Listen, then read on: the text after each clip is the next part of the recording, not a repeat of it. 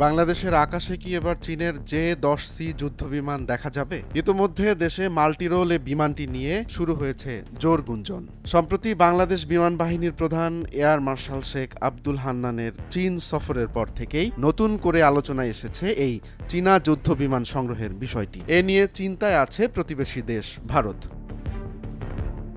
15 থেকে 18 নভেম্বর চীনা people's liberation army প্লাফ এয়ারফোর্সের আমন্ত্রণে চীন সফরে যান তিনি। সফর শেষে জানিয়েছেন মাল্টিরোল যুদ্ধবিমান ও অ্যাটাক হেলিকপ্টার সংগ্রহের বিষয়ে চীনা যুদ্ধবিমানকে সক্রিয়ভাবে বিবেচনা করছে বাংলাদেশ। চীনের 10সি যুদ্ধবিমান আধুনিক এভিওনিক্স, AESA রাডার এবং দীর্ঘ পাল্লার আধুনিক অস্ত্র বহনে সক্ষম একটি মাল্টিরোল ফাইটার। দ্রুত সরবরাহ ও উৎপাদন সক্ষমতার কারণে এটি বৈশ্বিক বাজারে বেশ প্রতিযোগিতাপূর্ণ স্থান দখল করেছে।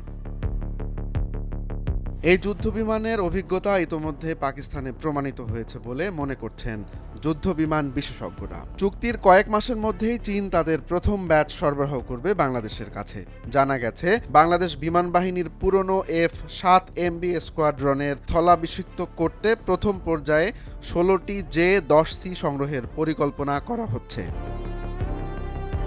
বাংলাদেশ ও চীনের প্রতিরক্ষা সম্পর্ক দীর্ঘদিনের। চীনা যুদ্ধবিমান পরিচালনার পূর্ব অভিজ্ঞতাও রয়েছে বাংলাদেশের। এ কারণে জে-10সি সংগ্রহ ও রক্ষণাবেক্ষণ বাংলাদেশের জন্য বেশ সহজ হবে বলে মনে করছেন বিশেষজ্ঞরা। অন্যদিকে পশ্চিমা যুদ্ধবিমান কেনার ক্ষেত্রে রাজনৈতিক ও অর্থনৈতিক সীমাবদ্ধতা রয়েছে বাংলাদেশের। পাশাপাশি পুরনো মিত্র রাশিয়াও এই মুহূর্তে ইউক্রেন যুদ্ধের কারণে তাদের সরবরাহ লাইন ঠিকমতো রাখতে হিমশিম খাচ্ছে। ফলে জে-10সি যুদ্ধবিমানই এখন বাস্তবসম্মত বিকল্প হয়ে উঠেছে।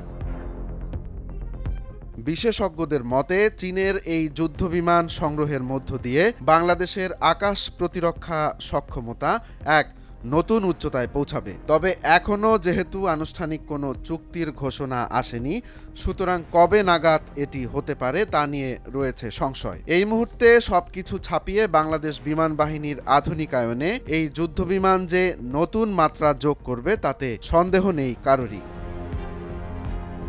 বাংলাদেশের আকাশে কি এবার চীনের তৈরি চতুর্থ প্রজন্মের যুদ্ধ বিমানের গর্জন শোনা যাবে, নাকি সে জায়গাটি দখল করে নেবে রাশিয়া, যুক্তরাষ্ট্র বা ইউরোপের কোনো আধুনিক যুদ্ধ বিমান? আপাতত সবাই উদগ্রীব হয়ে আছেন সেটি জানার অপেক্ষায়।